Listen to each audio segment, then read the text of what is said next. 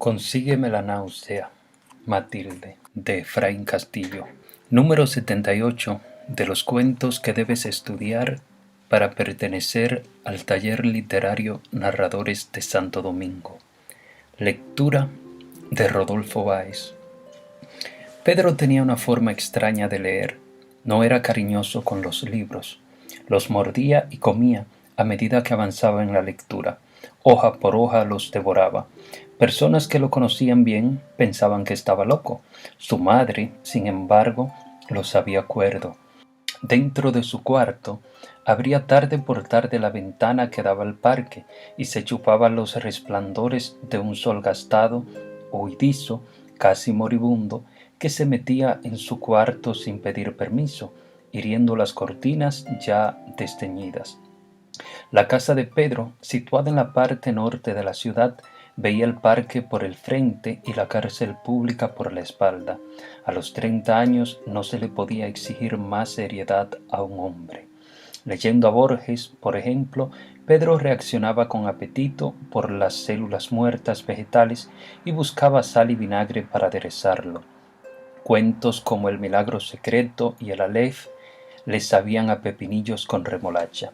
Todo lo contrario, la busca de Averroes y el Asir le despertaban sensaciones inorgánicas como estructuradas contra las correcciones comestibles del ser humano.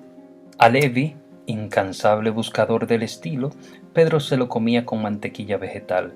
Siempre le ayudaba con 2 Alka-Seltzer al engullir a Sartre y la digestión se lo mortificaba con Joyce. Este asunto de los libros hizo internar 2 veces en un sanatorio a Pedro y le trajo muchos problemas en sus relaciones con Matilde, la muchacha de pelo rojo y pecas sobre la nariz. Bernanos, Moravia, Dostoyevsky, Ibsen, Shakespeare, Cortázar, Bosch, Andersen, Fuentes, Pinter, Kafka, Mauriac, Osborne, Sartre, Marechal, Carpentier, Rulfo, Sagan, Sastre, decía Matilde.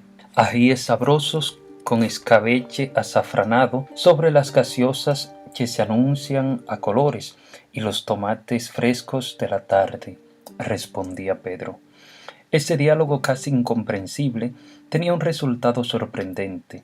Se estilaba los domingos cuando paseaban por el malecón o los martes cuando se hacían el amor debajo de la cama. Joyce con aguacate, Marcel al perejil, un Camus al jerez, cigarros habanados con leones englobados a lo Malraux, tutino tuta, guide sencillo medio crudo, vila biliar, zanahoria al conejillo agil, envueltas también en tortilla a lo Unamuno. Doña Sequeta, la madre de Pedro, lo aconsejaba de tarde en tarde, siempre con lágrimas corriéndole por las huellas profundas de los años. ¿Por qué no cambias, hijito?, le rogaba, pero siempre obtenía una respuesta seca, tajante. Onetti Rulfo a la vinagrieta, y entonces sus buches llenos presionaban pedacitos de papel sobre el rostro de la anciana. Según el doctor Alejandro Casagrande, la enfermedad de Pedro se había originado en su infancia, cuando en las mañanas de verano y vacaciones se entretenía jugueteando en la buhardilla. Los viejos libros del abuelo desfilaban por sus manos. Estaban presentes Byron y Cervantes, Corneille, Racine, Lope y Molière. Ese loco de Cervantes, según las malas lenguas, fue el principal culpable, algo que corroboró el doctor Casagrande. No obstante, Pedro no se creía el Quijote, ni lo recordaba siquiera. Para él los molinos de viento eran inexistentes, increíbles aparatos de la fantasía que sólo aparecían en los cuentos de hadas. Al crecer, Pedro fue almacenando ideas extrañas en su mente. Cierto día de otoño fue encontrado en estado inconsciente dentro de la bañera. Todo parecía un suicidio, pero el médico de la familia consideró que la naftalina, hallada en sus vómitos y que se había acumulado en los libros, fue la causante de la grave intoxicación sufrida por Pedro. Aquello no pasó de allí, porque la familia de Pedro era importante y su padre moribundo no podía ser enterado del suceso. Otra de las ideas extrañas de Pedro era ir a los cines e introducir sus dedos índices en las fosas nasales de las muchachas. «Me gusta, me gusta», decía Pedro chupándose luego el dedo. En aquel tiempo fue internado en un hospital psiquiátrico cercano a la capital y luego enviado a España para recibir un tratamiento especial. Locura completa, está demente, psicosis, bla bla bla. Todos opinaban del estado mental de Pedro y nadie acertaba en nada. A veces, Pedro tenía momentos brillantes y se expresaba más o menos así: «Escucha, Matilde, escucha, Rosenda, escúchame, Cucusa, este mundo terrible está, ahora mismo, dispuesto a estallar y la guerra que todos conocen está al doblar de la esquina. Y la caña, las mordeduras de las serpientes venenosas del Brasil pueden ser quebradas cuando los curas sermoneen más a menudo en el Mato Grosso». Y otras veces decía esto: «Ji, ji, ji, la luna». La primera vez que fue sorprendido comiendo hojas de papel de un libro oscuro de Thomas Mann, Pedro sonrió. Al día siguiente las primeras 500 páginas de la Biblia habían sido engullidas. Fueron días litúrgicos, terriblemente metafísicos, locos, bohemios, estrepitosos, matildianos, jaquecosos, montañosos, guerrilleros, los días del festín de la Biblia.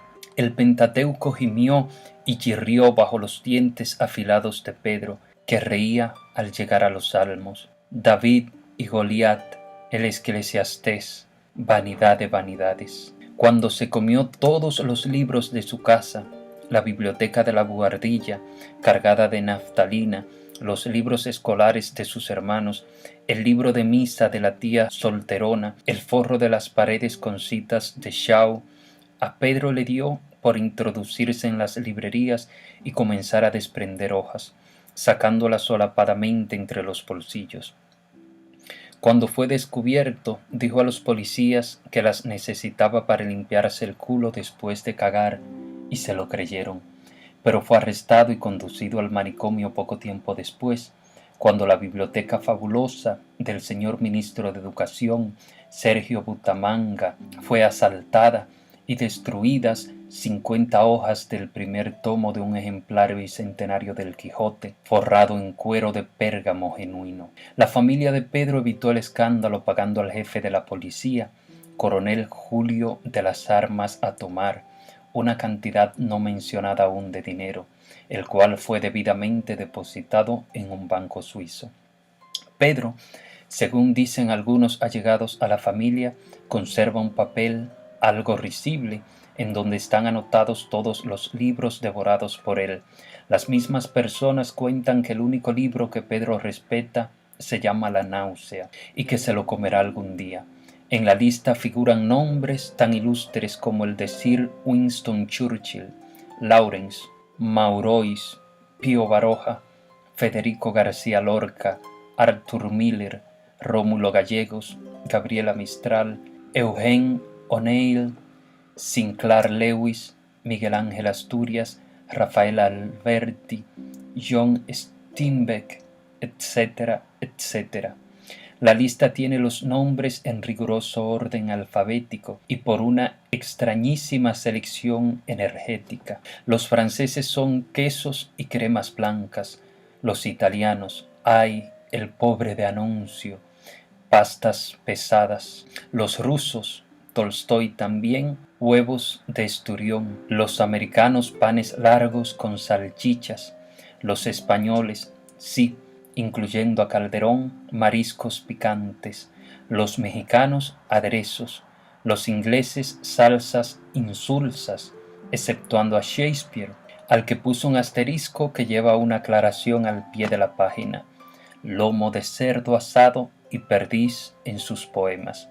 Los sudamericanos entremeses picarescos, los japoneses y orientales platos raros, y los vinos, aquellos griegos que comenzaron con Homero y llegaron a Kazantzakis. De no ser cierto, la gente nunca habría creído que una muchacha como Matilde sobria, elocuente, a conveniencia, sofisticada y certera en sus relaciones sociales, cayera en las garras amorosas de Pedro. Ahora bien, Pedro no era feo. Nariz recta, boca recta, pecho recto, piernas rectas, ojos rectos, orejas rectas, todo recto, recto todo, recto todo, recto. Se habían conocido en un cine donde Pedro se dedicaba a oler el pelo de las muchachas y desde entonces han mantenido conocimientos sexuales. El coito, al que ellos llaman consumación de humores reproductivos y cuya culminación es una preocupación por absorber las comidas papíricas con sabor a tinta de imprenta de los periódicos en que apoyan sus cuerpos, siempre lo realizan bajo una cama, como signo de que la ofensa no reside en el coito en sí, sino en la profanación del objeto que simboliza el reposo, la propia cama. Después de todo, Matilde era cuerda, y sus amplitudes mentales la habían llevado a vivir 2 años en un sanatorio y a dedicarse, durante otros 5, a caminar descalza dentro de las iglesias. Volvió al sanatorio cierto día en que durante una procesión de Viernes Santo confundió el cuerpo de Cristo con el de un amigo y armó un berrinche bestial. El cura que dirigía el santo entierro fue llevado urgentemente a una clínica a causa de un infarto fulminante y varios monaguillos arremetieron a trompadas a Matilde, que ya subía por encima de los hombros de los creyentes a besar la efigie de Jesús muerto. Los periódicos se hicieron eco del acto sacrílego y Matilde fue sentenciada por la sociedad a pudrirse en un manicomio, permaneciendo en un hospicio estatal hasta que el embajador de la Santa Sede, Monseñor Agrippini de Santís, por intermediación de parientes, escribió al presidente de la Suprema Corte de Justicia y se le otorgó el perdón. Pero Matilde, pasando por alto estas cosas, era sobria, elocuente, sofisticada. Por eso la gente no comprendía cómo ella quería tanto a Pedro, porque a decir verdad lo amaba con locura, y lo había demostrado varias veces. Una de ellas fue cuando a Pedro lo buscaba la policía por el robo de 1000 libras de libros usados. Matilde fue la primera en llevarla a la comisaría y probar que, al acontecer el robo, ellos estaban bajo la cama de la tía solterona haciendo 2 veces el amor. Otra fue una mañana de sol en que Pedro trepó a la torre del ayuntamiento y amenazó con lanzarse si no se le buscaba la proclama de la independencia para comérsela con chuletas Rimbaud, las cuales llevaba bajo el brazo.